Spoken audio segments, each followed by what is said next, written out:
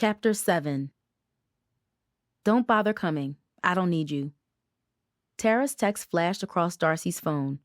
She stared at it in disbelief. The party. Earlier, Darcy couldn't stop thinking about it. But with the news about the baby, Cooper's surprise party had been shoved from her mind. For an hour, Darcy had listened to her parents trying to talk their way through a maze with no exits, no safe places, no easy options. No matter where Darcy went in the small house, their words filled the air, bled into the hallways, and dominated her thoughts. What kind of life would he have? How would we afford his care? What about the girls? Is it fair to them?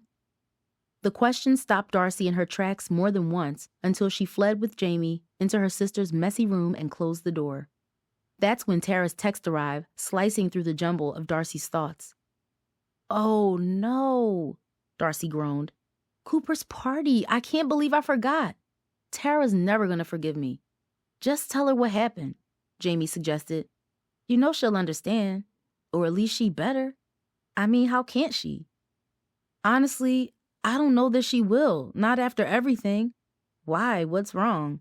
I don't even feel like explaining it right now, Darcy said. Fine, Jamie huffed, looking hurt. Darcy grabbed her phone and called Tarah to explain, but she didn't pick up. Darcy tried again. Jamie eyed her carefully. You think she's ghosting you? She asked as the call went to voicemail. Maybe. If she's that mad, skip the party and talk to her later, Jamie advised. She's scary when she's angry. Darcy hung up and dialed again, but there was still no answer. She texted Tarah a quick message. Can we talk? Again, there was no reply, though she could see the message was delivered. Darcy knew Tarah watched her phone constantly. She was certain Tarah had seen each call and message. Part of her felt bad she had been unable to help with Cooper's party. On a normal day, Darcy would keep calling to explain to Tarah why she didn't show up. But after everything that happened, Darcy didn't want to. Instead, something new began to pulse through her fingers. A tremor of anger. Tarah's constant dismissal, her rude, one-sided comments, her unanswered text messages and ignored calls on this, the worst possible day. Darcy felt like throwing her phone. She knew she had broken her promise to Tarah, but it wasn't on purpose. Yet increasingly, she felt as if Tarah had done the same to her. She had been distant for weeks. She only seemed to care about one thing anymore, Cooper's party, and had no trouble ignoring anything and anyone else. She had been mean and disrespectful about the college program, and now she didn't even try to find out why Darcy had been late. It was as if she didn't care what happened in Darcy's life, that she had stopped caring weeks ago. Or was it longer? Darcy had bottled up these feelings and told herself Tarah would return to normal after the party, but now she wasn't sure. What if she was wrong? There was only one way to find out, one way to share her side of the story, one way to know if the damage to their friendship was as bad as she feared. Darcy gripped her phone and rose from Jamie's chair. Where you going? Jamie asked. The party, she said. You coming?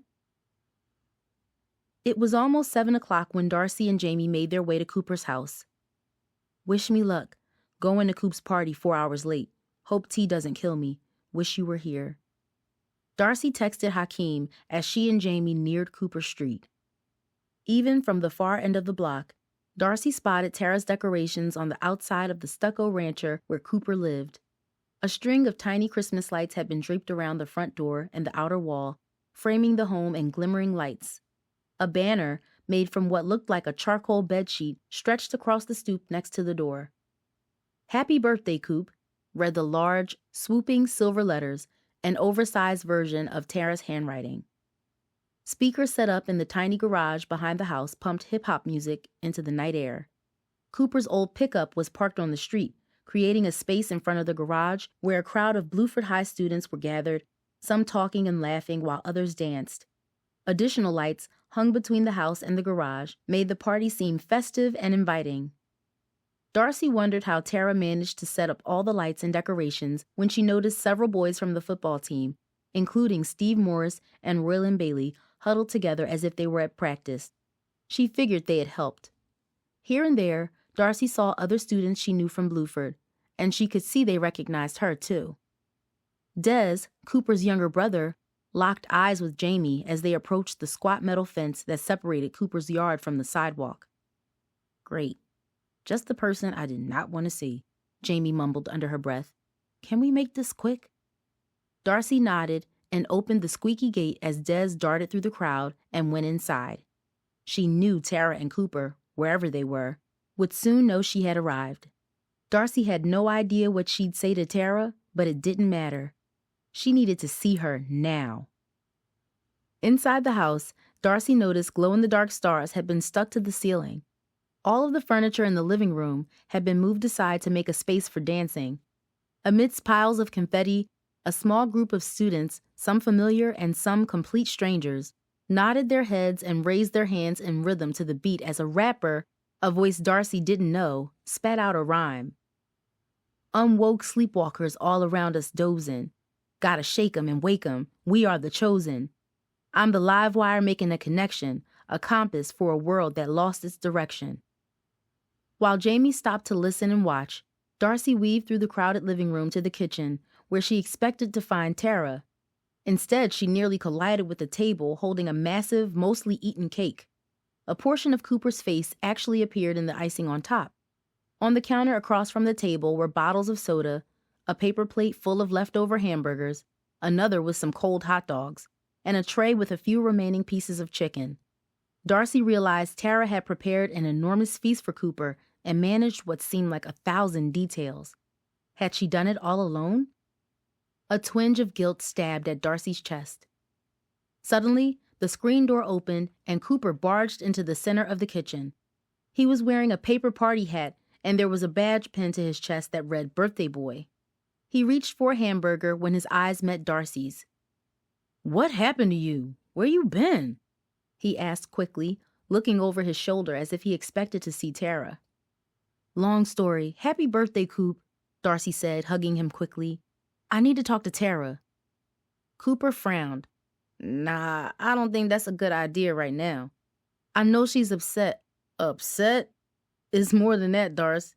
You stood her up. I ain't never seen her like this. Not about you, anyway." "That's what I came to explain. There's a reason. Whatever it is you gotta say, I don't want to hear it." The powerful voice slashed through the music and the noise of the party.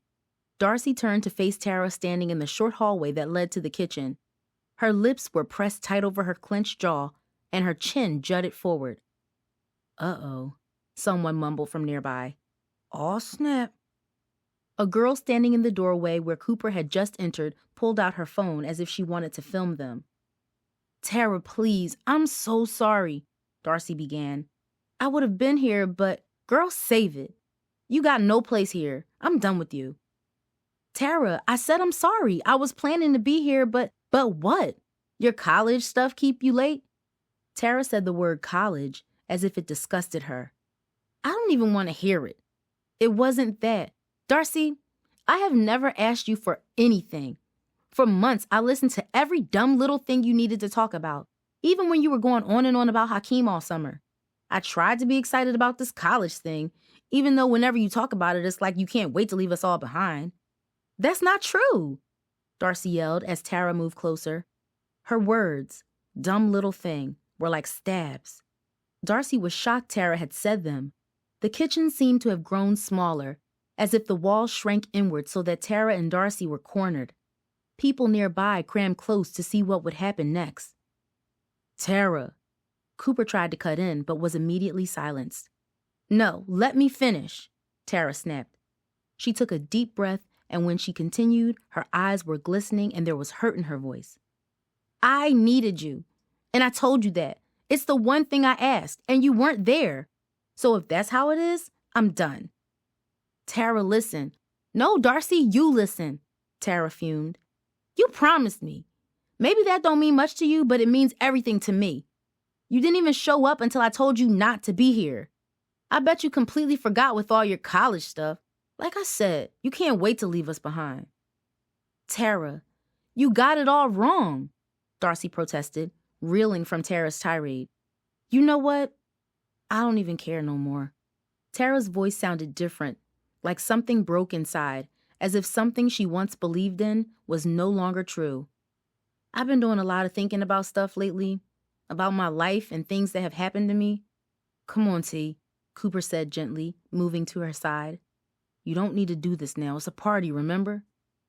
Tarah blinked as if she was forcing back tears, but then pressed forward.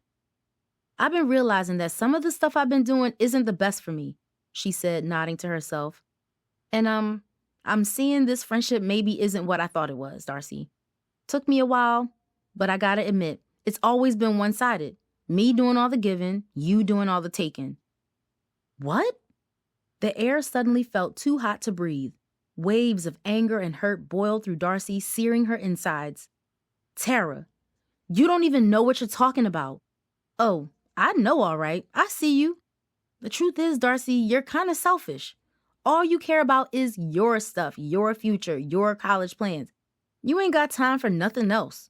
When's the last time you even asked me, about anything I'm going through? I try, and you shoot me down every time, remember? All you ever talk about anymore is this stupid party. Darcy winced as the words flew from her mouth. She knew they were wrong, and that she didn't mean how they sounded, but it was too late.